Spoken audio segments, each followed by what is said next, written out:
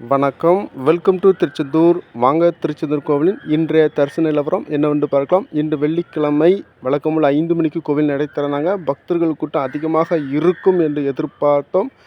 ஆனால் நார்மலான கூட்டம்தான் இருக்கின்றன.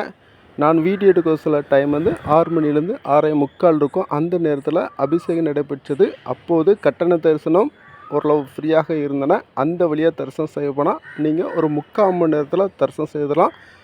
அதுபோக கோவில் சுற்றுப்பிரகாரத்தில் ஓரளவு பக்தர்கள் இருக்காங்க.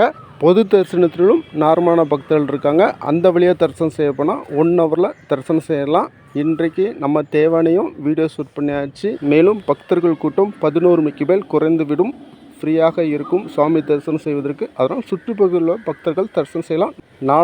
நாளை சனிக்கிழமை வழக்கமான பக்தர்கள் கூட்டம் அதிகமாக இருக்கும். அதனால் வெளியூர் பக்தர்கள் பிளான் பண்ணி வாங்க. நம்ம சேனலை சப்ஸ்கிரைப் பண்ணுங்கள், லைக் பண்ணுங்கள், ஷேர் பண்ணுங்கள்.